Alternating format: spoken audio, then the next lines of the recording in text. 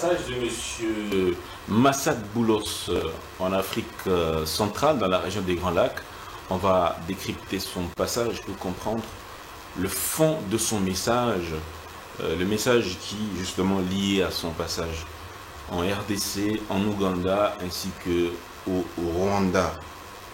On parlera, mesdames et messieurs, de la responsabilité de l'élite congolaise à travers la tragédie qui accable notre pays, sans oublier l'annonce du retour de l'ancien président Joseph Kabila en République démocratique du Congo à travers l'Est de la République.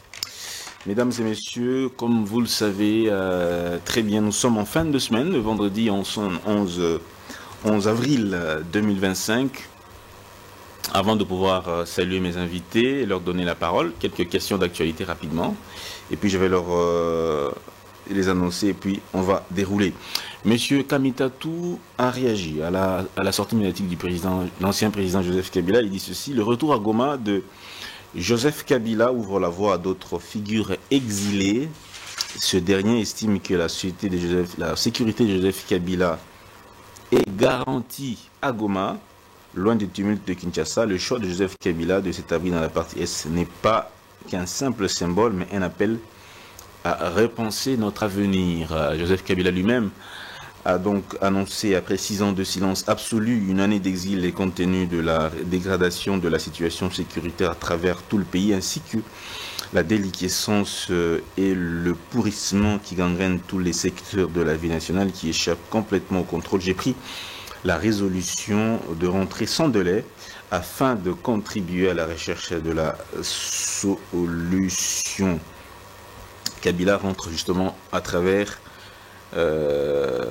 rentre donc par l'Est de la République démocratique du Congo. Massad Boulos est passé en RDC. Il a déclaré ce qui suit, je cite: vous avez entendu parler d'un accord sous les minéraux. Nous avons pris connaissance de la proposition de la RDC et je suis heureux d'annoncer que le président et moi avons convenu d'une voie à suivre pour son élaboration. Je me réjouis de collaborer avec le président Félix Tshisekedi et son équipe pour établir une relation plus profonde qui profite au peuple congolais et au peuple américain et pour stimuler les investissements du secteur privé américain en République démocratique du Congo. Interrogé sur une éventuelle pression exercée sous le Rwanda et l'AFCM 23, nous ne nous sommes pas impliqués dans ces détails, ce sont des affaires internes. Les parties concernées sont engagées dans un dialogue. Ce n'est pas une question de pression ou d'absence de pression, c'est une question de paix. Nous souhaitons voir la paix s'installer et nous pensons qu'il y a des bons signes dans ce sens-là. J'ai décidé de suspendre notre opération de capture de Kisangani. C'est extrêmement douloureux pour moi. Je n'ai jamais échoué à atteindre un objectif militaire. Ça, c'est Mozi Kainé Rugaba, chef d'état-major de l'UPDF, armée ougandaise, et fils de Yoweri Museveni, président congolais. La médiation entre Kinshasa et le M23 assurée par Doha est soumise à une ride épreuve, car les discussions demeurent compliquées pour le moment, chaque camp posant des préalables à d'éventuelles négociations. Merci, messieurs, dames. C'était là le décor qu'on a planté. On va maintenant présenter nos deux invités sur ce plateau par ordre d'arrivée, comme d'habitude.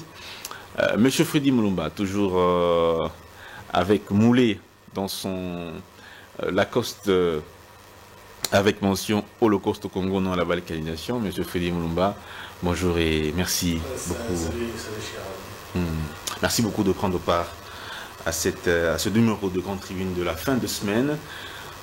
En face de vous, mais le polo que vous portez chaque fois, c'est un message, une communication que vous passez avec le public. Ça signifie que c'est un combat qu'on porte depuis très longtemps. Je l'ai commencé quand j'avais encore 33 ans. Aujourd'hui j'en ai 65, donc ça fait plus de 30 ans que nous sommes dans les combats. Wow. Donc ça fait partie de mon âme en quelque sorte. Ah bon? Ouais. Les 30 ans de combat, donc on ne les fait pas ni pour les postes, ni pour l'argent. C'est pour l'avenir de nos enfants, nos petits-enfants, pour qu'ils vivent dans un Congo libre, puissant, indépendant, au service de l'Afrique. Monsieur Freddy Mulumba, merci bien. Alors, en face, c'est professeur Bilolo Mubabinge. Alors, professeur Mouba Bingué, vous êtes philosophe, égyptologue, directeur général de l'INADEP. Alors, bonjour et merci aussi d'être de notre séjour. Bonjour. Merci bien, professeur Bilolo. On va commencer par la clé de lecture. Monsieur Frédéric Mouba, avant qu'on ne puisse justement prendre le vif du sujet, vous aviez une clé de lecture à partager à l'opinion. Oui, j'ai donc cette clé de lecture pour que notre peuple, notre élite comprenne les véritables enjeux. Oui. Au lieu de passer beaucoup de temps à se chamailler, à se battre pour des postes politiques. Donc il y a des choses de plus importantes que se partager les ministères ou bien de l'argent. Il y a un Américain, un intellectuel américain qui s'appelle Jeremy Rifkin. Jeremy a publié un ouvrage en 2014 intitulé « La nouvelle société du coût marginal zéro. Internet des objets, l'émergence des communaux collaboratifs et l'éclipse du capitalisme ». Que dit Jérémie? Qu'est-ce qu'il écrit? Il dit au fil de l'histoire, les grandes transformations économiques se sont produites quand les humains ont découvert de nouveaux régimes d'énergie et inventé des moyens de communication pour les organiser.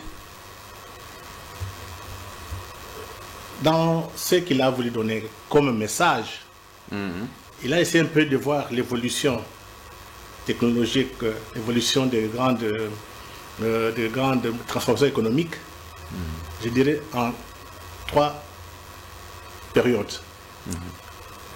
D'abord, au 19e siècle, il y a eu, on a inventé l'imprimerie à vapeur. Et pendant cette invention d'imprimerie à vapeur a eu beaucoup plus de conséquences, ou bien ça a été aussi pistonné par le charbon. Et pendant cette période, quelle puissance dominait? C'était l'Angleterre. Donc, machine à vapeur et le charbon. Vous avez 20e siècle, l'Amérique a pris l'ascendance. Et on a inventé le téléphone, la télévision et la radio comme moyen de communication. Et quelle énergie on avait utilisée? C'est le pétrole. Le pétrole qui était en Arabie Saoudite, en Amérique. Et avec le contrôle des marchés ou bien des routes du pétrole, avec cette évolution sur le plan technologique, l'Amérique a eu le monopole, ou bien était l'empire hégémonique dans le monde. Maintenant, nous sommes au XXIe siècle. Cette fois-ci, il y a la domination de la Chine. C'est lié à quoi? D'abord, sur le plan technologique, la Chine est tellement avancée. On parle aujourd'hui de technologie. Oui, la puissance, les puissants changent. La puissance change de camp. D'abord, c'était les Américains, et ensuite... Le XXe siècle, oui, ce sont les Chinois. Parce qu'ils contrôlent d'abord au niveau technologique. Ils ont 6G maintenant. On appelle ça les 5G ou bien les 6G. Sixième génération. Sixième génération. Mais il y a aussi un combat au niveau de l'intelligence artificielle entre la Chine et l'Amérique. Donc ils se battent pour avoir le contrôle, pour avoir l'hégémonie mondiale. Mais ce qui donne l'avantage de la Chine sur l'Amérique, c'est au niveau des terres rares ou bien des minerais stratégiques. La Chine en a et l'Amérique, ses ressources ou bien s'approvisionne auprès de la Chine. Et une autre partie des minerais stratégiques se trouve chez nous, au Congo. Donc, si j'ai pris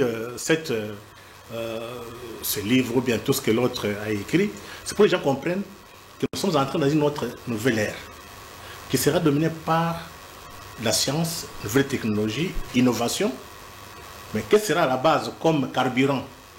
Ça sera les terres rares, les minerais stratégiques et critiques que la Chine a en grande partie parce qu'elle raffine beaucoup aussi chez elle, mais aussi le Congo. Donc nous sommes au cœur des enjeux du XXIe siècle. Donc ce n'est pas par hasard que le président Trump fasse un deal avec le Congo, donc l'Amérique, fasse un deal avec le Congo, c'est pas parce qu'on nous aime, parce que nous entrons dans l'ère compétition avec la Chine, la compétition entre l'Amérique et la Chine.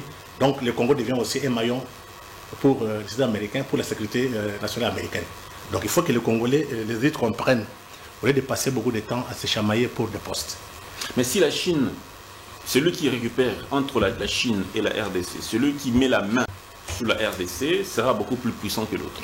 Oui, je pense que ce que l'Amérique veut, c'est sécuriser les chaînes d'approvisionnement en minerais stratégiques et critiques. Parce que c'est lui qui va dominer le monde demain. Et on parle ici du carburant. 20e siècle, c'était le pétrole. 19e siècle, c'était le charbon. Cette fois-ci, 20e siècle, c'est les terres rares, minerais stratégiques et critiques. Donc, si quelqu'un met la main sur le Congo, parce que nous sommes très producteurs du cobalt, si la Chine parvient à mettre la main sur le Congo, donc c'est la Chine qui va gagner. Voilà maintenant pourquoi l'Amérique et la Chine sont en compétition. Mais ces mutations de nouvelles technologies géopolitiques ont quand même certaines conséquences. Il y a un article écrit par Monica Duffy-Toff chez Foreign Affairs du 13 mars 2025. Les retours des sphères d'influence. Elle dit, vous voyez ce qui se passe en Ukraine, le conflit entre les négociations de l'Amérique et la Russie sur l'Ukraine, ça présage déjà que les Américains et les Russes vont se partager les zones d'influence. Et il ajoute, si les trois, si la Chine, l'Amérique, donc les États-Unis d'Amérique, et la Russie s'entendent de manière informelle, ce sera comme en 1945, où il y a eu la conférence de Yalta, qui a permis à ce qu'on ait un nouveau monde après la Deuxième Guerre mondiale. Donc il y a quand même une certaine similitude.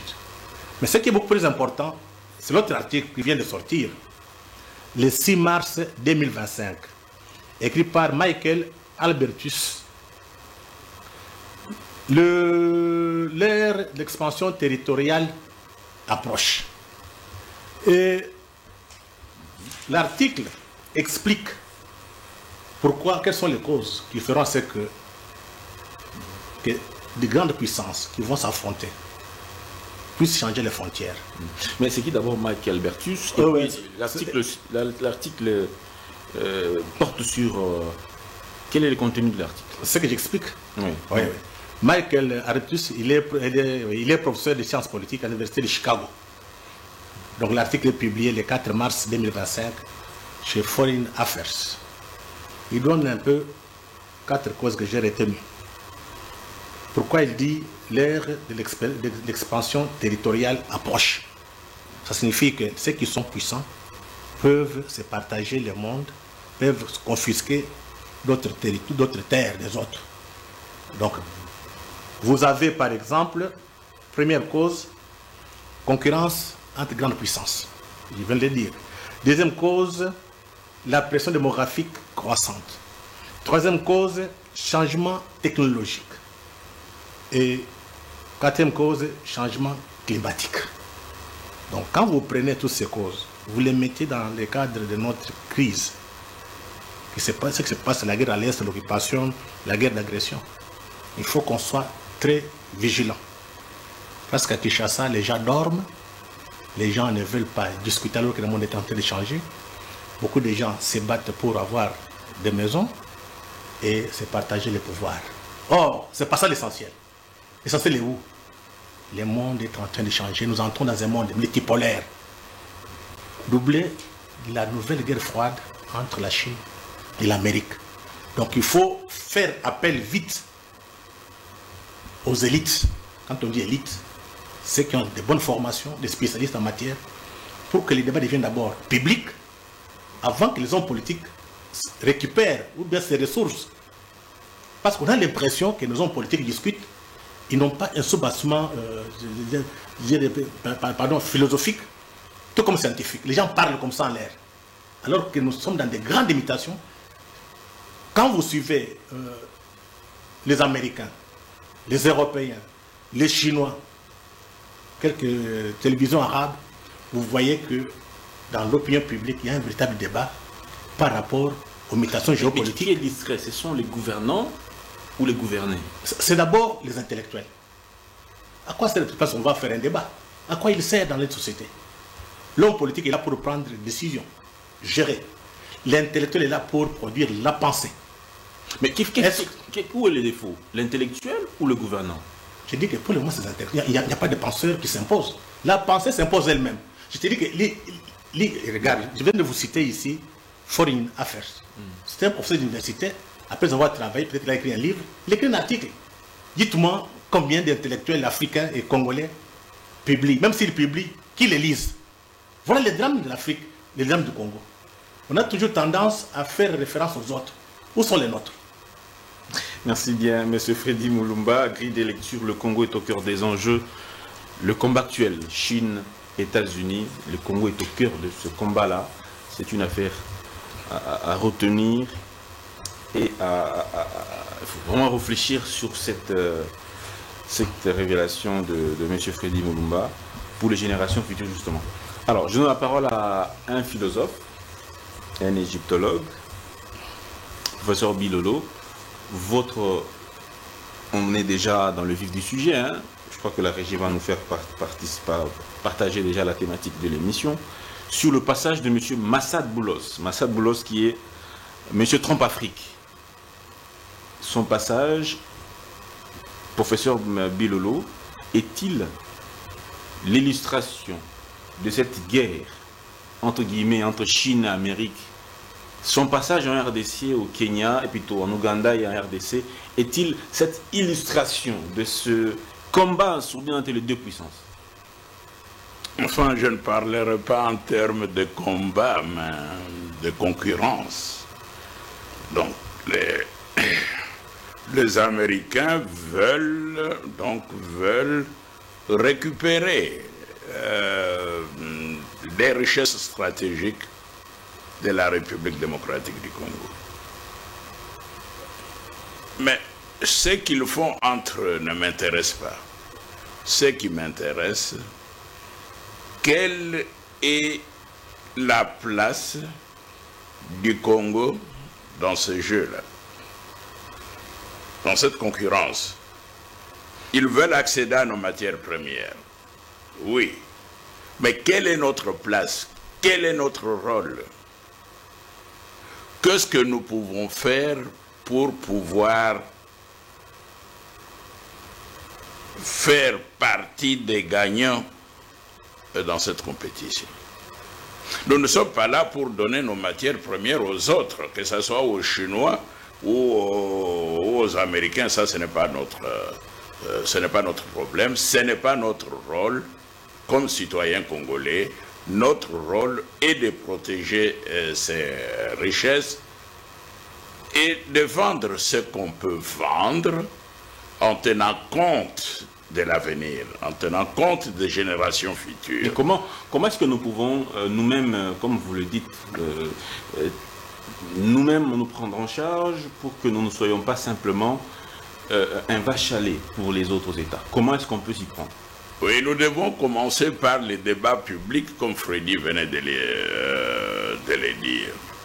Un débat public sur nos matières premières. Au fond, on est en train de nous tromper. Il y a beaucoup d'éléments stratégiques. Et je parle ici des pierres noires, là, des pierres de volcans, qui sont en train de résoudre le problème de batteries solaires, qui peuvent faire 2 semaines, 3 semaines. C'est plus stratégique que le coltan.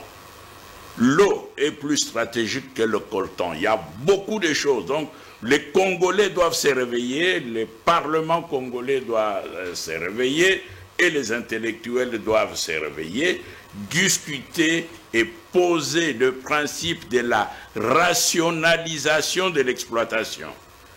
Rationaliser, c'est-à-dire on dit on a autant sur un siècle, nous allons exploiter autant à raison de tel volume par an. Donc c'est très important.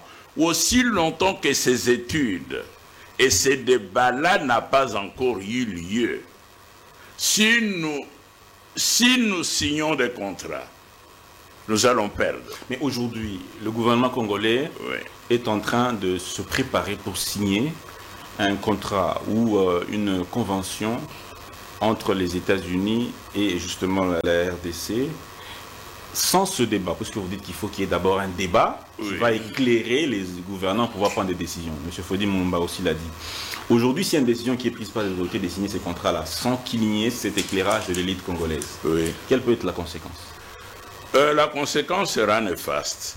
Nous allons compromettre l'avenir de la jeunesse congolaise. L'avenir, c'est-à-dire vivre dans le bien-être. Il ne suffit pas de végéter sur la terre. Nous ne mettons pas les enfants au monde pour qu'ils viennent végéter pendant que les autres vivent dans l'abondance. Non, nous voulons aussi vivre dans l'abondance. Nous voulons que nos enfants vivent dans l'abondance aujourd'hui et dans des siècles à venir. Les politiciens doivent s'imprégner de ça. Le succès d'un politicien sur 5 ans, 10 ans, ne nous intéresse pas en tant que scientifique. Peut-être qu'en tant que membre du parti, ça peut l'être. Non, ce qui compte, c'est la longue vie, donc la longue histoire du bien-être. Vivre dans le bien-être, vivre dans la dignité, vivre comme des êtres humains. Les politiciens doivent comprendre cela et je crois, moi je reste convaincu que si on signait, l'autre n'a même pas dit il n'a pas dit que le contrat est déjà là, non, il a dit ils participent au débat, donc on va étudier les modalités, donc le projet, donc ce n'est pas encore là, ne faisons pas dire aux politiciens ce qu'ils n'ont pas dit. Donnez-nous le temps, prenons l'occasion, comme Freddy vient de le proposer, pour que nous puissions mener vraiment un grand débat sur l'avenir de nos minéraux ou de nos minéraux. Merci bien, professeur Biolo Moumba-Bingue, mais il y a une autre donne qui s'ajoute à cette actualité, c'est l'arrivée imminente de l'ancien président Joseph Kabila. Il va arriver à travers l'Est de la République démocratique du Congo. Sa présence joue-t-elle quel rôle aujourd'hui dans ces négociations? Est-ce qu'il y a un impact positif ou négatif, le passage de l'arrivée du président Kabila, ancien président Kabila, au pays, dans ce contexte, M. Fodi? Avant de répondre à cette question, je voudrais donner d'abord quelques faits sur les passages de l'envoyé spécial de Trump à Kinshasa. Il faut qu'on prenne la vie au sérieux. Il faut que les Congolaises soient sérieuses. Il n'y a pas de blagues. Pour les Américains, c'est question de vie ou de mort face à la Chine. Et la fois dernière, on l'avait dit ici, 80% des entreprises, sociétés minières au Congo sont chinoises. Et ce qui est grave, ces matières premières sont raffinées à 80% en Chine. Donc l'Amérique dépend de la Chine sur l'approvisionnement de matières rares et stratégiques. Donc, pour le moment, l'Amérique veut sécuriser cet approvisionnement parce que la Chine, déjà va mettre l'embargo sur les minéraux stratégiques et très rares, l'Amérique sera en difficulté. Parce que la guerre n'est pas seulement une guerre militaire, elle est aussi économique et commerciale. On le voit maintenant. Trump va augmenter les tarifs, la Chine a répliqué. Demain, la Chine peut dire je ne vous vends pas les terres rares et les matières, donc les minéraux stratégiques et critiques. Qu'est-ce qui va se passer? L'Amérique fera par tous les moyens pour chercher d'autres ressources à l'extérieur de la Chine. Ce qu'il est en train de faire maintenant. Donc pour l'Amérique, c'est question de vie ou de mort. Il faut que nous comprenions ça pour qu'on sache définir d'abord nos intérêts et les défendre. Le président, l'envoyé spécial du président est passé ici. Il a dit clairement aux Congolais, il y a un désordre totaliste, presque un chaos. Il faut vous organiser. Une bonne gouvernance. Il faut lutter contre la corruption. Il faut qu'il y ait une justice juste. Donc, Massad Boulos. Oui, oui. Les balles dans notre camp. Donc nous devons remplir ces conditions si nous voulons que demain, les deals soient... Mais on a déjà eu un deal avec les Chinois. Non, je parle des deals américains, pas des deals chinois. Oui, mais... Les deals américains, on a posé des conditions. Les deals chinois, il n'y a pas de conditions. Par contre, les deals chinois, il y a eu beaucoup de magouilles et beaucoup de contrats léonins. C'est autre chose. Les Américains veulent la transparence. Ma chère Boulos, l'envoyé spécial, était très clair. C'est transparent. Mais c'est à nous maintenant de chercher des informations, de mettre sur la place publique. Les hommes politiques ont toujours l'habitude de négocier en coulisses, ce qui est normal. Ce sont les intellectuels, les journalistes, les penseurs libres qui peuvent sortir les informations, les mettre sur la place publique pour que la population sache qu'est-ce qui se cache derrière, qu'est-ce qu'on va gagner. Donc ce n'est pas le travail des hommes politiques, c'est le travail des intellectuels et des journalistes. L'envoyé spécial est parti au Kenya. Il a vu Ruto. Parce que dans cette guerre, Ruto est dedans. Depuis la guerre de la Fidèle, l'Ouganda, les Kenyans, les Rwandais ont beaucoup investi ici. Mais quelle est la garantie, M. Freddy Moumba, que les Américains vont nous sortir de cette... Je vais terminer d'abord. Il est parce que les Kenyans pensaient qu'ils pouvaient être associés au deal. Parce qu'ils sont présents. Par contre, les Kenyans, l'Ouganda et les Rwandais sèment les désordres en Afrique, des Grands Lacs, en Afrique centrale. Les services de renseignement américains sont au courant. Il n'y a rien qui est caché. On est parti leur dire arrêtez. Arrêtez de financer M23, AFC et autres. On est parti avec le même discours en Ouganda. On a eu la même chose. Trump ne veut pas de guerre. Il veut la paix. Arrêtez vos aventures. Vous partez au Congo, vous pillez, vous tuez. Après, il est passé en dernier lieu à Kigali. Ça, c'est très clair. Il retire vite des troupes. Parce que Kigali, sans l'Amérique, ne vaut rien. Et vous avez vu que Kagame, dernièrement, il était énervé lors de leur commémoration du génocide rwandais. On sentait que l'homme a le dos meilleur. Donc, pour ne pas dire, les jours de Kagame sont comptés. Et ce qui est peut-être une conséquence avec l'absence de l'influence de Kagame dans la région, au Congo, tous les réseaux de Kagame au Congo vont s'effondrer. Parce qu'à travers ces réseaux, il contrôlait un peu le pouvoir à Kinshasa. Mais comme maintenant, Kagame n'a plus le contrôle, donc ça signifie que ses patrons lui ont demandé d'arrêter, tout va s'effondrer. C'est là où ça devient intéressant quand tu parles d'abord de qu'est-ce qu'on va gagner. Des choses. La sécurité. Aujourd'hui, Kagame Museveni occupe nos mines d'or, le coltan, cassetérite. Il pille avec des globalistes aventuriers américains, occidentaux, qui vendent dans la Chine et dans le monde entier. Le Congo ne gagne rien. Deuxième élément, la justice. Quand l'Amérique va faire des affaires avec nos entreprises congolaises, je pense que la justice sera... on va mettre de l'ordre. Qui va mettre la justice? Nous-mêmes ou bien les Américains? Je dis que les Américains, pour que leurs entreprises fonctionnent normalement, il faut qu'il y ait une loi, il faut qu'il y ait une justice juste. Pour le moment, il n'y a pas de justice. C'est le chaos. Est-ce que... mais ça c'est... Qu'est-ce que nous gagnons pour que la justice... Non, dis-moi un peu. Oui. Qu'est-ce que nous gagnons en vivant dans ces désordres? Nous gagnons où? En politique, on dit entre les mal et les biens, il faut chercher le moindre mal. Le moindre mal, c'est quoi? C'est l'Amérique pour le moment. Le reste, là, ça viendra après. Parce que si nous restons dans des écosystèmes que nous sommes aujourd'hui, c'est la disparition du Congo.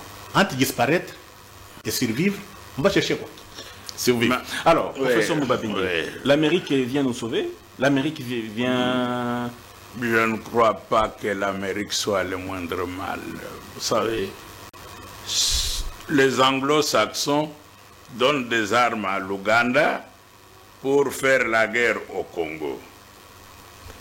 Aujourd'hui, les mêmes anglo-saxons viennent pour dire qu'ils vont amener la paix. Par quel miracle? Je crois qu'il y a là un jeu. Ils doivent demander aux multinationales qui soutiennent la rébellion, parce que le Rwanda ou l'Ouganda n'ont pas d'argent pour payer ses armes et faire pendant 30 ans la guerre à la République démocratique du Congo. Mais c'est fini. Donc, Trump a dit c'est fini, c'est net. c'est ce qu'il a dit. Il a dit en théorie, et puis il a 5 ans. Nous parlons ici de rapports entre les États. Et ce sont des rapports sur des dizaines d'années, sur des siècles. Les Trump ou le Trumpisme ne va pas faire 20 ans aux États-Unis. Moi, je ne crois pas. D'autant plus que tout l'Occident est vraiment réuni pour faire face à Trump. Il y a une coalition qui se forme. Donc, les Européens veulent avoir aussi leur part. Mais là n'est pas mon problème. Je ne crois pas que le salut viendra de l'extérieur. Nous devons, dans ce débat d'intellectuels, nous devons inventer le moyen de notre salut. On me parle de terres rares. Ma fille a fait un travail sur les terres rares il y a plus de 10 ans. Et nous avons, au sein de l'Institut africain d'études prospectives, créé une unité de recherche sur les terres rares. Mais malheureusement, donc comme toujours, comme les moyens ne sont pas mis à la disposition des centres de recherche, vous pensez que les intellectuels africains ne font rien. Non, ils travaillent, même si jusqu'aujourd'hui, je ne sais pas aujourd'hui si les gens seront payés, vos professeurs là et vos chercheurs que nous sommes, en tout cas jusqu'à hier, on n'avait pas de sous. On n'est pas encore payé, donc on ne peut pas payer ses loyers. Nous avons un problème, que l'État ait confiance en son élite. Que l'État congolais ait confiance. Il y a un problème quelque part. Nous sommes à même de faire de telle sorte... Mais qui tue le pays? C'est l'élite ou bien c'est le gouvernement ou les autorités? Ni l'une ni l'autre. Mais comment le pays alors se meurt, professeur? Quand j'ai réfléchi hier, j'ai découvert quelque chose.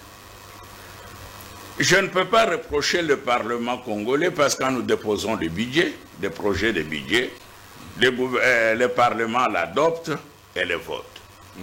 Nous ne pouvons pas reprocher le ministère du budget parce que ce que la loi budgétaire a prévu, quand vous présentez les demandes pour le décaissement, il signe. Mais entre le ministère du budget et le ministère des Finances, il y a quelque chose d'anormal. Donc les intellectuels, donc les économistes doivent chercher c'est quoi. Donc, et l'argent là, ça se volatilise. Parce que vous restez, on n'a rien versé. On avait dit, par exemple, votre ministère aura 200 millions ou 500 millions. Jusqu'à la fin de l'année, vous n'avez même pas encore touché 80 millions. Mais il n'y a plus rien. On doit faire de nouveau un autre budget. Il y a un problème auquel nous devons nous prendre. Parce que ce problème nous paralyse complètement. Nous paralyse. Nous travaillons. Nous avons dans chaque domaine qui concerne le Congo, que ce soit le domaine énergétique, que ce soit le domaine des minéraux, vous avez les serges ici et autres. Donc, dans tous les domaines... La chaîne de dépenses n'est pas... Il y a un problème dans la chaîne de dépenses. Il y a un problème dans la chaîne de dépenses. Un problème qui commence quand ils appellent ça comme les DTO. Ils ont des termes spéciaux.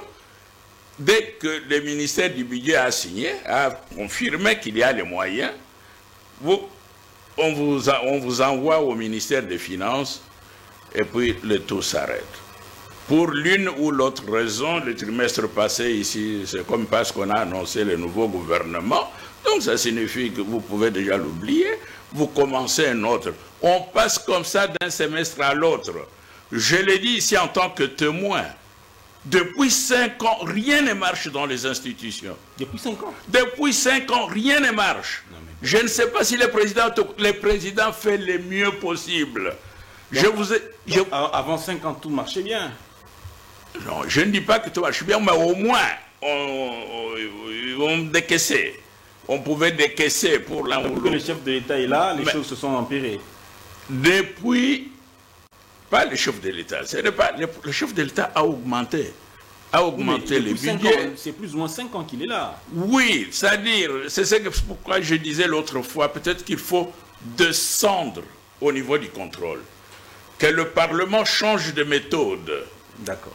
Partir de vos centres, qu'est-ce que RTNC a eu, qu'est-ce que CRGM a eu, qu'est-ce que Sénépri a eu, qu'est-ce que l'hôpital tel, qu'est-ce que l'école telle a eu, qu'on parte de la base. D'accord. Merci beaucoup, professeur Moubabin Guébi. Mais nous pouvons être des gagnants dans ce conflit, mais dans cette concurrence entre la Chine et les États-Unis, parce que nous qui avons ces moyens, qui avons donc ces richesses, nous devons devenir des gagnants dans cette concurrence.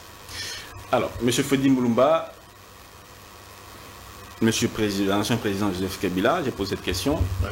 Quelle est votre lecture de son arrivée, sa rentrée en République démocratique du Congo? Il dit qu'il vient apporter la solution au problème. L'information est donnée par Jeune Afrique, Oui, et Camille l'a confirmé. oui, Il va entrer par Goma. oui, C'est ça, oui. oui. Nous devons nous poser la question, pourquoi le président Kabila, l'ancien président, Oui. il a fait à peu près 18 ans, bien 20 ans au pouvoir, comment aujourd'hui il peut se permettre d'aller rallier les terroristes comme le veut, tout comme les Rwandais avec tous ces bandits? Qu'est-ce qui peut expliquer ça? Moi, je vois que quelques hypothèses. La première hypothèse est que, comme Kagame est sanctionné, il y a forte pression sur Kagame. Maintenant, il veut que les mouvements deviennent totalement congolais. Il dit, moi, je suis parti, regardez maintenant ceux qui sont là-bas. Donc, le président Kabila devient la tête de pont pour dire que le mouvement est congolais et non rwandais. Donc, Kagame va se laver les mains. Deuxième chose qu'il faut relever, c'est la pression des globalistes. Vous savez, quand la guerre a commencé, il y avait l'objectif, c'est balkaniser le Congo, détacher le Kivu, l'attacher au Rwanda, pour créer notre État. Mais, je pense que le projet est en difficulté, parce que Trump ne peut pas accepter, endosser les projets, ou bien soutenir les projets des mondialistes. Lui n'est pas d'accord avec ça. Kabila est derrière ça? Mais il est à Goma, non? Il est où? Il est annoncé pour Goma. Oui, mais normalement, s'il n'était pas derrière, il serait à Kinshasa. Il est ancien président. Il devrait venir à Kinshasa, oui. Il dit non, moi je suis à Kinshasa. Dans ces conditions, on ne peut pas le soupçonner. Mais quand on dit qu'il va entrer par l'Est c'est où? C'est pas normal. Je pense que c'est l'échec du projet de la balkanisation qui est arrivé, donc qui commence à se manifester. Maintenant, on commence à sortir toutes les dernières cartes pour justifier l'agression rwandaise. Depuis l'AFDEL, les Rwandais est toujours présent chez nous. Et on vous disait ici, c'est les Rwandais qui géraient le Congo. Et cette gestion de Rwanda sur le Congo, la tête de Rwanda sur le Congo, a été mise en difficulté par Félix Antoine Tshisekedi Tshilombo. Je pense que les Congolais honnêtes, je dis les Congolais honnêtes sur le plan intellectuel, devraient le féliciter. Parce que le pays était parti. Les drames dans ces pays, les gens ne prennent pas du recul, ne lisent pas l'histoire, ne tirent pas de leçons. Mais lui-même, il dit qu'il a laissé le pays. Il y avait Bukavu entre les mains du gouvernement, Goma était entre les mains du gouvernement. Il n'avait pas laissé. C'est vrai qu'il y avait de l'insécurité, des proches d'insécurité, mais il y avait, le pays était totalement géré par le gouvernement de Kinshasa. Aujourd'hui, ce n'est pas la même chose. C'est son point de vue. Oui. Il y a le ministre Zangui, qui est passé, vous connaissez, le ministre Moïse Zangui. Il a fait une déclaration, c'est passé inaperçu. Qu'est-ce qu'il a dit? Pour être nommé commandant militaire à l'est du Congo, il faut l'autorisation de Kagame. Et Kagame vous dit. Est-ce qu'il a les preuves, lui, Moïse Zangui, de ce qu'il a? Non, c'est question d'aller vérifier. Pas poser la question, il a des preuves. Allez vérifier. C'est le travail des journalistes. Faites des enquêtes. C'est faux, bien c'est vrai, pour expliquer à notre peuple. Se trouve la question, se trouve le problème. Kagame en parle. Il dit que Félix ne respecte pas les deals. Quand il signe des deals, quels sont les accords qu'il a signés avec Félix? Quels sont les accords? Même si les accords existaient, Félix est président du Congo. Il ne peut pas aliéner le Congo, il ne peut pas vendre le Congo. Tout est très clair. Il y a toute une grande rupture. Félix, c'est l'histoire nous dira, vient de sauver le Congo. En quoi faisant? D'abord, Kagame contrôlait Kinshasa, non? Qui pouvait parler ici contre Kagame? Qui? Pour nommer les militaires, c'était Kagame. Même les ministres. Je vous donne un cas de fait. Monsieur Freddy Mulumba, En 2021. Vous n'exagérez pas quand même. Non, je te donne des faits. Moi, je ne suis pas là pour flatter des individus. Il y a l'actuel ministre du sport. Il s'appelle comment? Boudimou. Il était ministre des hydrocarbures. Il a fait une interview, donc une émission, sur Top Congo. Il dit, un jour, Kagame l'appelle. Va à l'aéroport, prends l'avion sur le tarmac, tu viens à Kigali, on va négocier le dossier du pétrole. Les ministres prennent le téléphone, il appelle le président Tshisekedi. Ça, c'est les ministres qui disent. Ce ne sont pas des choses qu'on a racontées. Allez sur comment dirais-je, Top Congo, vous avez les archives, les suivre. Le président lui dit, prends tes responsabilités. Il n'est pas parti. Ça suffit quoi? Pendant très longtemps, c'était Kagame qui gère le pays. Aujourd'hui, il y a cette rupture. Voilà le conflit entre Kagame et Tshisekedi. Félix ne voulait pas une domination. Comme il a tenu jusqu'au bout, aujourd'hui, Kagame vient de disparaître de la géopolitique africaine et mondiale. Ça signifie que là où vous avez des hommes honnêtes, intellectuellement, nous devons féliciter Félix Tshisekedi parce qu'il a tenu tête. Combien de coups d'État? Sans coup d'État? J'ai dit que combien de coups d'État qu'on a fait pour l'assassiner et changer le régime? Combien de pressions? Une centaine de coups d'État selon Constant Mutamba. Oui. Combien de pressions sur lui pour qu'il accepte de négocier avec M23? Félix a dit niet. Dieu arrange les choses, Trump entre au pouvoir, il dit qu'il n'aime pas de guerre. Donc nous devons être honnêtes et reconnaître à Félix Tshisekedi et le travail qu'il a fait. De toute façon, qu'on le veuille ou non, l'histoire sera écrite. C'est l'histoire qui va... Aujourd'hui, on va tous passer. Ceux qui viendront après nous vont écrire l'histoire. Je vous rappelle, en 60, il y a des gens qui étaient contre Lumumba. Un communiste, il prend les femmes des gens. C'était ça les discours qu'on véhiculait. Et aujourd'hui, Lumumba est héros national. Donc, laissons l'histoire faire son travail. Et je voudrais aussi ajouter la présence de Joseph à l'est du Congo. Oui. Je rappelle ici ce qui s'est passé durant l'arrivée de l'AFDEL. Le président Mouzé Kabila, ancien rebelle, arrive à Kisangani. Dans les stades, il demande à la population, il faut se limiter à l'est ou bien à Kinshasa. La population a répondu à Kinshasa. À Kinshasa, les troupes belges, américaines, françaises étaient à Brazzaville. On a envoyé quelqu'un voir le président Tshisekedi, donc Étienne. Ça, c'est un conseiller en matière de sécurité de Mobutu qui m'a confié ça. Et je l'ai vu 3 jours avant l'entrée de l'AFDEL à Kinshasa. Il me dit ceci. Les Américains, les autres sont partis voir Tshisekedi. Tshisekedi a dit non. Moi, c'est la démocratie. Comme Étienne Tshisekedi a refusé, l'AFDEL va entrer à Kinshasa. 3 jours après, l'AFDEL est entrée. Donc, si Étienne Tshisekedi avait accepté la proposition américaine, et si Mouzé Kabila avait accepté la proposition, donc avait refusé ce que la population avait demandé, le Congo sera coupé en deux. Donc, l'Est et l'Ouest. Donc, ce qui se passe actuellement, parce que ce qui intéresse les Rwandais et les autres, ce n'est pas tout le Congo. C'est le coffre-fort du Congo. Le coffre-fort se trouve où? C'est l'Est du Congo. Vous prenez à partir de Ituri jusqu'au Katanga. C'est là où il y a des conflits depuis très longtemps, depuis Mouzé Kabila. Donc ce Congolais d'étudier l'histoire, de lire et d'aider notre peuple à voir clair. Ça signifie quoi? Il faut des intellectuels. Voilà pourquoi il faut faire un débat.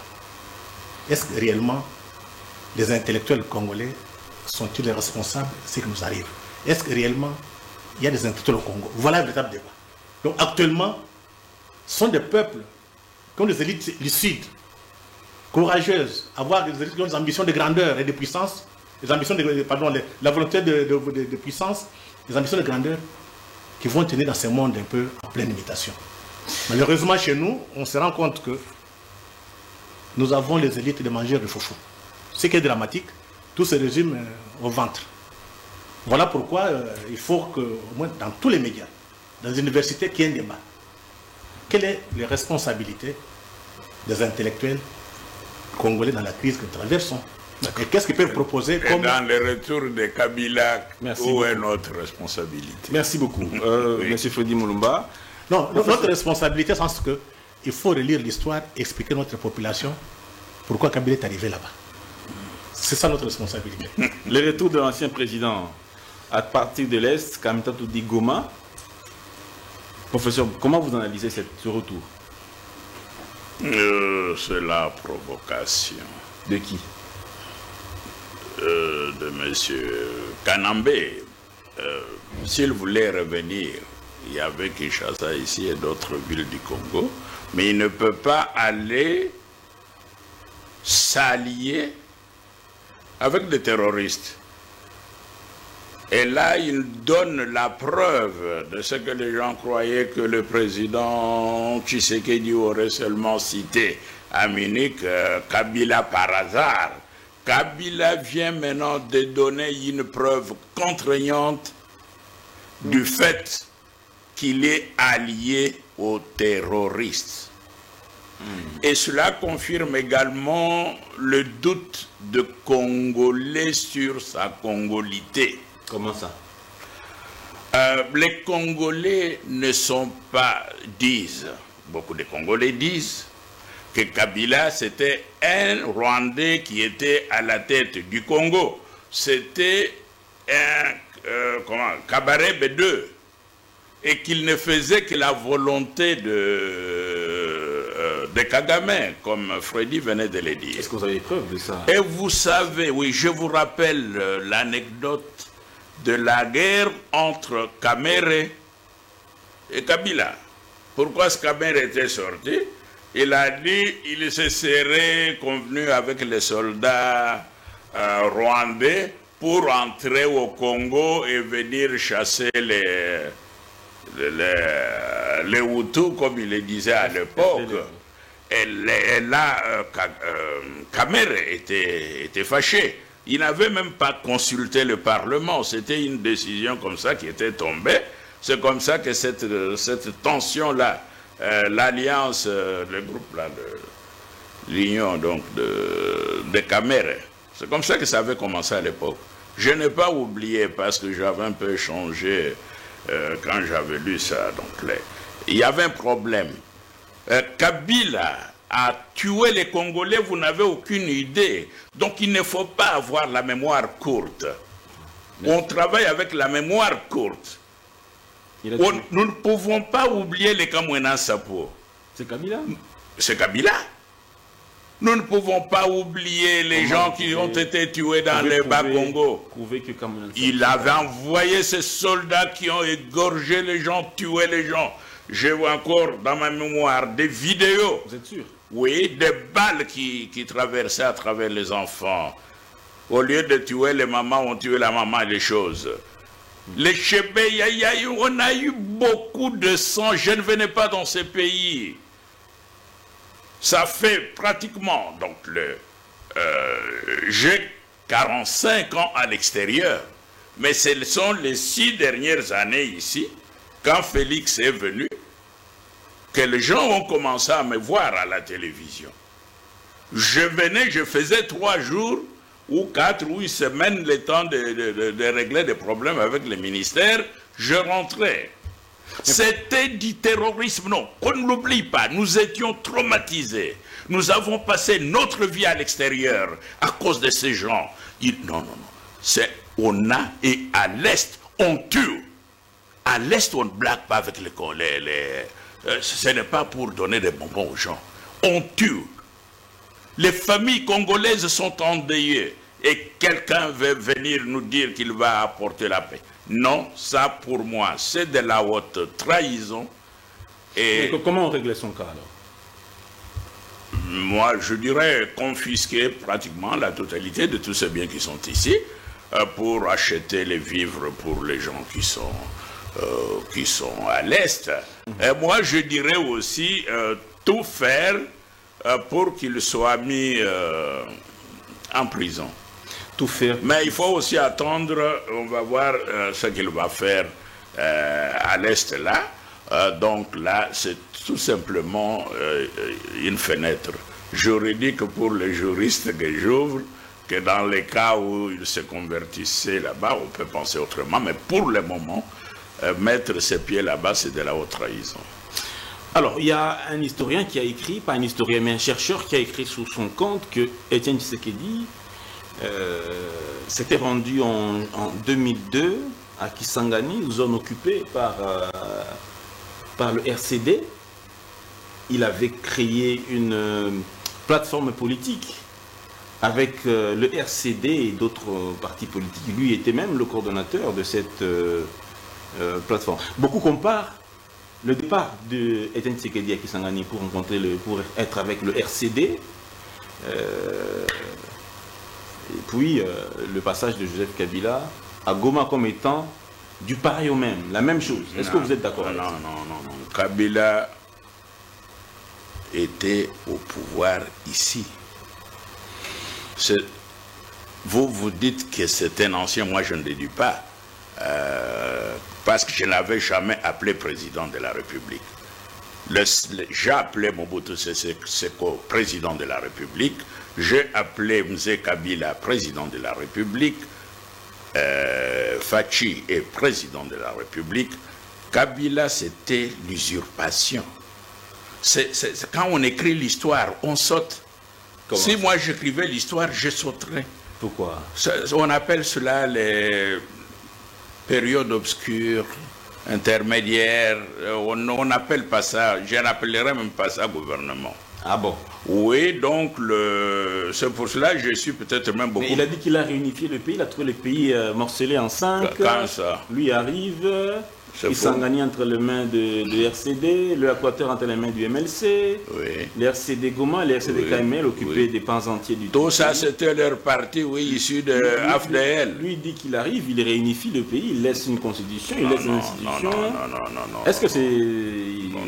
C'est pas vrai? Non. Nous avions notre constitution qui est la constitution issue de la conférence nationale que le haut conseil de la transition n'avait pas passé aux élections. Et cette constitution est restée projet jusqu'à aujourd'hui. Qu'on nous dise pourquoi on n'a pas ou on ne veut pas faire passer le projet de constitution issu de la conférence nationale au référendum. Les étrangers viennent, occupent notre pays, occupent des postes stratégiques, et puis changent notre constitution. Et nous acceptons ça. Au fond, ils travaillent avec les enfants, parce qu'avec des gens comme nous, ils ne peuvent pas venir comme ça. Merci, professeur Mugabingie Bilolo. Je vais vous repasser la parole pour clore. Monsieur Freddy Mulumba, il nous reste 10 minutes. Vous allez prendre, je dirais même la moitié, juste 5 minutes, peut-être pour conclure. Monsieur Freddy Mulumba, aujourd'hui, s'il y a un message que vous devez adresser à la nation congolaise, à l'élite congolaise, aux autorités politiques congolaises, quel serait ce message aujourd'hui? Bon, moi je pense que le plus grand débat qu'il faut faire, c'est sur le rôle des intellectuels. Il y a un homme politique français, Mariani, qui m'a posé la question: où sont les think tanks congolais? Parce qu'on ne voit pas les élites s'exprimer. Ce qui est grave, on peut dire qu'il y a la censure dans des médias traditionnels, télévision, radio et autres, qui sont contrôlés par les pouvoirs. Mais il y a l'Internet, vous avez des réseaux sociaux, Twitter, il y a encore Instagram, Facebook. Une question. Combien d'intellectuels congolais s'expriment? Ceux qui sont à l'étranger et ceux qui sont à l'intérieur. Ça, moi, j'ai dit, nous portons une grande responsabilité. Dans toutes les grandes nations, pendant des périodes de crise, il y a des élites qui se présentent comme conscience de la société, qui essayent un peu de s'exprimer, d'orienter, d'organiser les peuples, de prendre les revendications de la population et de très bien les orienter. Au Congo, chez les élites congolaises, intellectuels, que ce soit en Europe, en Occident, tout comme ici, il y a un vide. Normalement, nous devons nous interroger tous. Qu'est-ce qui se passe? Ce qui est grave, vous partez par exemple au Canada. Les meilleurs, les grands universitaires sont congolais. Des grands professeurs d'université.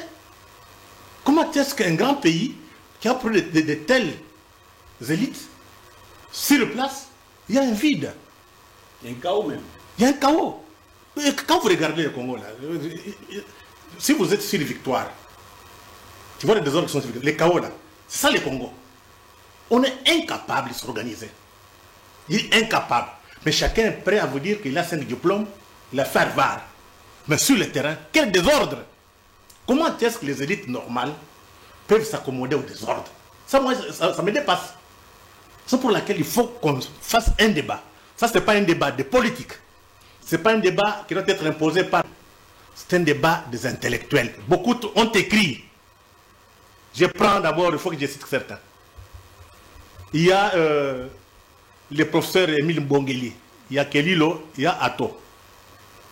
L'université contre le développement au Congo-Kinshasa. Demandez aux gens combien on lu. Est-ce qu'il y a des débats? Dans un pays où il y a encore des élites lucides, un tel livre sort, on en discute. Rien. Le professeur Kankwenamba, le fait Kankwenamba, il est décédé. Les intellectuels congolais face à leurs responsabilités devant la nation. On a écrit. Combien de débats dans les médias, dans les universités pour s'interroger, est-ce que réellement nous sommes des véritables intellectuels? Et réellement nous sommes des intellectuels. Est-ce que dans ce pays, il y a des hommes? Est-ce que dans ce pays, il y a des intellectuels? Il n'y en a pas. Tout le monde est devenu mendiant. Ce qui n'est pas normal. Alors que quand vous venez ici, il y a des gens de qualité. Hein. Tout le monde n'est pas médiocre. Mais dès qu'on vous met au pouvoir, vous devenez comme les autres. Donc moi je pense que ce sont des interrogations qu'on doit quand même... Heureusement que le prof Bilori est là, qui nous explique comment qu'on soit un pays avec de grands intellectuels, mais pendant cette crise, les gens ne s'expriment pas. Tout le monde a peur, tout le monde, chacun se prépare pour avoir un petit poste, manger, les enfants d'avoir à l'école, aller étudier. C'est ça l'essentiel pour les intellectuels. On a l'impression qu'il y a ce qu'on appelle les déficits de la pensée. Il n'y a plus de penseurs. Je voudrais ajouter quelques livres. Il y a le professeur Kamana. Kamana, oui, avec Jean-Blaise Kemonye, manifeste pour l'université de la Renaissance africaine. On donne des solutions. Mais regarde aux universités là. Une catastrophe. Comment les gens qui se disent professeurs d'université acceptent de vivre dans ces conditions ici? Et quand ils veulent faire des réclamations, c'est demander des voitures et des jeeps. Mais il y a un problème. Au lieu de demander les conditions d'abord de travail, au lieu d'exiger les libertés académiques, ils n'en ont pas besoin. Aujourd'hui, tous les politiciens veulent devenir docteurs, demain des professeurs. Il y a une confusion totale. Nous devons mettre de l'ordre dans notre pays. Il n'y a que les intellectuels, les vrais, qui peuvent mettre de l'ordre ici. Ça signifie qu'il faut qu'il y ait des groupes d'intellectuels mieux organisés, avec un discours très clair, parce que généralement ici, les hommes politiques congolais, et africains en général, pensent que les intellectuels sont des opposants. Non, l'intellectuel n'est pas opposant. L'intellectuel a son travail. C'est rechercher la vérité, la discipline se dérange. L'homme politique a besoin, son travail, c'est donner le bien-être de la population. Aujourd'hui, curieusement, tous les hommes politiques veulent devenir des professeurs d'université. Or, l'université est malade. Donc, nous devons avoir un débat de fond. Nous devons avoir un débat de fond. Moi, je pense que ce n'est pas un problème des hommes politiques, c'est un problème des véritables intellectuels. Où sont les philosophes? Je vous prends l'exemple. Du temps de Mobutu. Mais il y avait des philosophes qui s'imposaient. Vous avez Mabika Kalanda, vous avez Mudimbe, vous avez qui encore Gambembo, vous avez... Il y a encore celui qui est les vieux Ngal. Il y avait 2 écoles de passage Bombashi. Aujourd'hui, il n'y a que des médiocres qui prennent parole. Il faut vite se reconnaître à cette période-là. Où vous êtes à Lubumbashi, et vous êtes à Lubumbashi, un débat entre Mudimbe, entre les autres, et Ngal, le Jean-Baptiste Vico, les viols de l'imaginaire, un truc comme ça. Voilà les véritables intellectuels. Et Mudimbe a refusé d'entrer au comité central. Il est parti. Et ceux qui sont restés, tous ont trahi. C'est ça le problème maintenant. Il faut qu'il y ait un débat de fond. Le prof est là, il a fait 45 ans à l'étranger, qui nous explique pourquoi nous sommes dans cette médiocrité, malgré nos diplômes, malgré nos doctorats. Professeur, on va clore donc avec vous. Hein. Oui. Quel est le problème? On ne soutient pas la science, et on ne soutient pas le soi-disant intellectuel. Ce sont des va-nu-pieds, donc des clochards. Non, vraiment, au temps de Mobutu dont on parle, les Mudimbe et les autres, ça, c'était pas seulement l'élite intellectuelle, mais même matériellement, vous voyez que ils avaient de très bonnes conditions. Je vais te comprendre, prof. Oui. Mudimbe a fait une étude en 1974, publiée chez Zaïre Afrique, l'intellectuel congolais. Oui. Et il a dit à l'interne que dans l'analyse, l'intellectuel congolais, un prof, était mieux payé, $2 500. Il ne pouvait pas envier un politique. Mais ce qui est curieux, dans l'étude de Mudimbe, les intellectuels, les profs eux-mêmes n'étaient pas satisfaits de leur titre, leur statut d'intellectuel. Tout le monde pensait à devenir ministre. Donc, ils ont trahi leur job. Non, même les ministres de l'époque, c'était des ministres qui jouaient le football à la cité avec les enfants. C'était des ministres sans allure. Mais ce n'est pas ça ce que je voulais dire. Je prends un exemple concret. En Allemagne, il n'y a aucun débat culturel, un débat scientifique qui n'est pas soutenu par l'État. Je le dis souvent aux Congolais, ils ne comprennent. Il n'y a aucun débat. C'est-à-dire, si je fonde aujourd'hui une association qui va discuter sur le Congo, les problèmes du Congo, cette association sera soutenue par l'État à 75%. Et les 25% ou les 15% qui restent là, je compte les BIC, les ceci, les cela, etc. Donc, c'est supporté presque à 100% par l'État. L'État supporte les publications, l'État supporte toute entreprise, même PISA, comme je le disais, autre chose. Ici, l'État est absent. Vous voulez que nous fassions des miracles? Non, nous avions réclamé l'amélioration des conditions de vie des professeurs. C'est le cas? Oui, des professeurs et des chercheurs. Mais ça, jusque-là, on passe de promesse en promesse, et puis les conditions se détériorent d'une année à l'autre. Donc, on a demandé au président, le président a dit faites le budget et puis donnez-moi les conclusions. On lui a donné les conclusions. Il avait accepté, du moins ici pour le cas de la recherche scientifique, 3%. Et l'année passée, il semblerait que c'était 0,6% sur les 3%. Donc, rien n'a été fait. Mais que voulez-vous que le président fasse? Que voulez-vous que les intellectuels fassent? Vous ne pouvez pas faire fonctionner les laboratoires sans que vous ayez l'argent pour ces laboratoires-là. Mais d'où vient le problème, professeur? Le problème est qu'il y a ce que je venais de dire. Le Parlement signe, donc il y a la loi qui sort, tout est permis. Entre le ministère du Budget et le ministère des Finances, il y a un problème, et ce problème paralyse la présidence. Même ceux qui travaillent à la présidence ont des problèmes. Ceux qui travaillent à la primature ont des problèmes. Quand parfois on se fâche sur les salaires là qu'on n'est pas payé, il n'y a pas. C'est pratiquement tous les pays. Vous qui avez vécu 45 ans à l'étranger, professeur Bilolong Badungi, qu'est-ce qui fait la différence des intellectuels des pays où vous avez été et des intellectuels congolais, est-ce nécessairement le lucre, le matériel, ils sont bien pris en charge? Non, oui, ils sont pris en charge. Ils sont pris en charge. Il faut vraiment libérer quelqu'un de problèmes matériels avant de faire quoi que ce soit. Mais il y a un élément important. L'Allemagne, c'est un État indépendant. Le Congo n'est pas indépendant. Quand vous avez des élites autochtones dans un État indépendant, ces élites s'occupent de la population, s'occupent de tous les problèmes. Mais quand vous avez des élites dans un pays qui est sous domination, comme les nôtres, ces élites ne travaillent pas pour le peuple, ces élites travaillent pour les étrangers. Nous sommes dans ces conditions-là. Voilà pourquoi on a négligé l'université. C'est très clair. Mais il nous faut au moins les minimums que ce Mais qui va les mettre quand vous avez beaucoup de gens qui travaillent pour les étrangers? Qui va le faire? Les budgets de 17 millions là, de 17 milliards, au moins que ça revienne dans la société, que ça produise des fruits. Mais pourquoi? Que ça ne soit pas d'une année à l'autre un budget perdu. On doit se poser la question. Pourquoi ça ne marche pas? Pourquoi? Peut-être vous êtes ensorcelé. Ce n'est pas sûr. Cela, moi j'ai dit, c'est la responsabilité des intellectuels. Quand vous avez une classe politique qui n'est pas à la hauteur des enjeux, les intellectuels se prennent en charge, s'organisent, montrent la voie à suivre. Ce n'est pas le cas au Congo.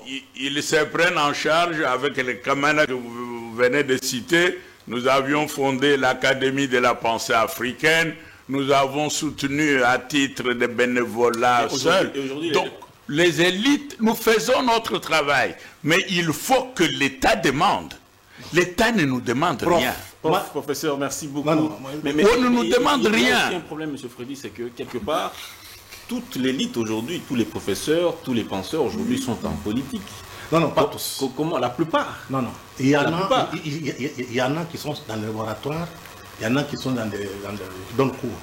C'est trop peu de gens qui passent à la télévision. Vous voulez se dire, je suis un politicien, il te dit, je suis professeur. Ça ne tient pas debout.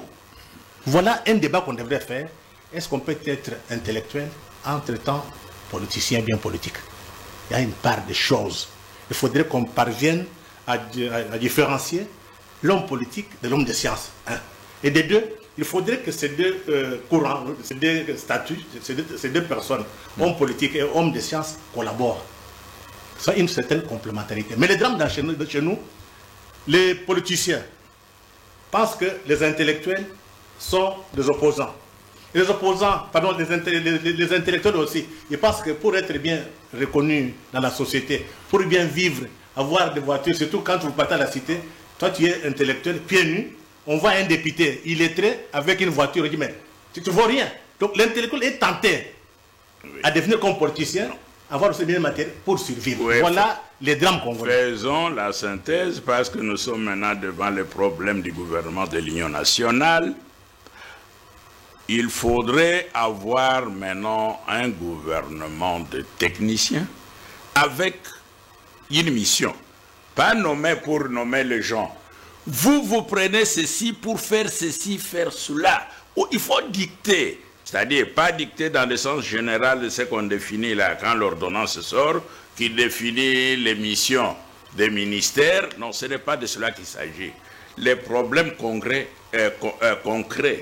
du Congo aujourd'hui, le problème de la santé, de l'éducation, des bruits dans la ville, des saletés nauséabondes, de l'eau, de ceci, ces problèmes concrets, on les subdivise, on les groupe et on met les gens à la tête et en avertissant toute la population, un tel est chargé de résoudre tel problème, tel problème, tel problème. Je crois que de façon pragmatique comme ça, on pourrait faire un petit pas en avant. Un petit pas en avant de manière pragmatique. C'était un plaisir d'être avec vous dans cette émission, M. Freddy Mulumba. Merci beaucoup. Surtout avec le livre que vous amenez. J'ai des problèmes souvent après l'émission. Les gens m'appellent pour demander comment avoir tel livre, il faut aller sur Amazon, vous avez les livres. Aujourd'hui, c'est beaucoup plus pratique. C'est beaucoup plus pratique. Ouais. Merci beaucoup, M. Freddy Mulumba, politologue, chercheur, journaliste également. Monsieur professeur Bilolo. Professeur-chercheur. Professeur chercheur Bilolo Mbabingue, DG de l'INADEP. Merci. Sans ordonnance.